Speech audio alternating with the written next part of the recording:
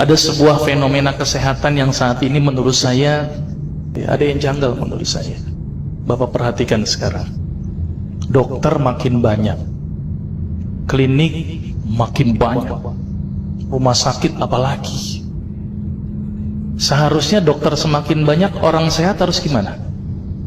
Harus banyak. Tapi apa kenyataan pada saat ini? Dokter banyak, klinik banyak, rumah sakit banyak, orang sakit banyak. Ini yang salah siapa nih Pak? Dokternya atau pasiennya Pak? Karena saya dokter, saya salahin pasiennya. Ternyata pasien itu makhluk yang pasrah menurut saya. Semua yang diresepkan dokter ditelan itu tanpa mereka tahu apa ya obat yang mereka minum. Ini yang menurut saya cukup menggelitik. Nih ada apa di sini? Kenapa kok umat Islam sekarang ini berbeda dengan zaman Rasulullah pada waktu itu? Sampai ada seorang tabib praktek di Madinah selama kurang lebih 2 tahun itu nggak ada pasiennya. Kenapa kok berbeda sekarang dengan umat Islam zaman sekarang? Ini ada sesuatu yang salah menurut saya. Kita nggak usah jauh-jauh masalah kesehatan, masalah keseharian kita saja. Itu ternyata sudah terjadi perbedaan yang luar biasa yang berhubungan dengan masalah kesehatan. Contoh, saya contohkan. Makan sehari berapa kali? 3 kali ya, katanya 3 kali. Padahal nih, ada yang mengatakan bahwa makan sebelum lapar, berhenti sebelum kenyang. Berapa kali berarti? Tidak 3 kali, terserah perut. Jadi patokan 3 kali sebenarnya dalam Islam itu tidak ada sebenarnya. Ada sesuatu yang aneh. Maka itu saya sempat berpikir, ini jangan-jangan ini ada sebuah kesalahan dalam diri saya. Maka itu saya setelah lulus dokter, saya melanjutkan kuliah lagi, tapi tidak ngambil spesialis gitu ya. Jadi saya ngambil kuliah lagi jurusan tafsir hadis gitu ya. Ketika belajar hadis itu banyak sesuatu yang menurut saya luar biasa yang tidak pernah dikupas. Ya, ilmu kesehatan yang luar biasa tetapi tidak pernah dikupas. Nah, di situ saya bertemu dengan seorang ustadz. Kemudian ustadz itu bilang begini.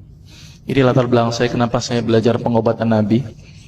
Ustadz itu bertanya kepada saya begini, "Dok, antum yakin gak sih dok kalau antum masuk surga?" Saya jawabnya pada waktu itu apa? "Yakin Ustaz, saya masuk surga karena Allah menurut prasangka hambanya." Tapi Ustaz itu bilangnya lain. "Kayaknya antum masuk neraka deh." Waduh. Dia memberikan data-datanya ke saya. Maka saya bersyukur kepada Ustaz tersebut ya. Dia ambil pada waktu itu, mohon maaf ya, saya menyebut merek, mohon maaf. Lihat dong. Lovenox. Obat yang dipakai untuk mengencerkan darah. Biasanya diberikan pada penderita penyakit jantung, stroke dan gangguan bekuan darah. Di situ tertuliskan kata apa? Porsin origin.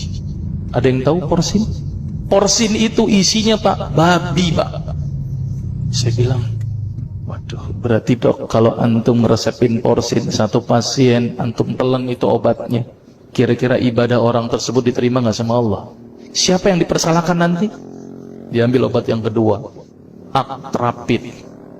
Apa itu? Insulin. Tulisannya apa? Human insulin. Jadi diambil dari manusia yang telah meninggal, diambil pankreasnya, insulinnya yang menderita penyakit kanker pankreas, dibuatlah obat. Berarti dokter sudah menyuntikkan manusia ke dalam manusia. Diambil obat namanya analsik. Apa itu analsik? Obat untuk pusing. Ini di kalangan dokter sering resepin ini. Isinya apa? Antalgin dan diazepam. Makanya kalau orang minum obat ini pasti ketagihan, saya yakin. Karena kenapa? Karena mengandung diazepam. Diazepam itu apa? Narkoba. Maka itu cara nyari uang paling gampang, kasih aja resepin analsik, pasti balik lagi dia. Karena kenapa? Narkobanya bikin kecanduan. Diazepam, fatwa ulama bagaimana? Haram. Diambil lagi obat batuk, kodein. Maka itu kita minum obat batuk langsung hilang batuknya karena kodein. Kodein ini ternyata derivat dari narkoba. Berarti dokter sudah resepin narkoba. Diambil semua obat sirup di depan saya. Lihat dok, ada nggak yang tidak mengandung alkohol? Semuanya mengandung alkohol. Sampai saya pikir, Masya Allah, berapa ribu pasien yang telah saya resepkan obat-obatan haram tersebut. Ini yang menjadi kegelisahan saya Pak. Terus kemudian saya melihat ada sesuatu yang salah. Kenapa? Karena agama Islam tidak dipelajari secara benar. Banyak umat Islam saat ini belajar akidah, belajar akhlak, belajar fikih. Tapi lihat, pernahkah umat Islam di sini belajar masalah kesehatan Islam? Sedikit sekali. Kajian-kajian tentang kedokteran Islam hampir tidak ada.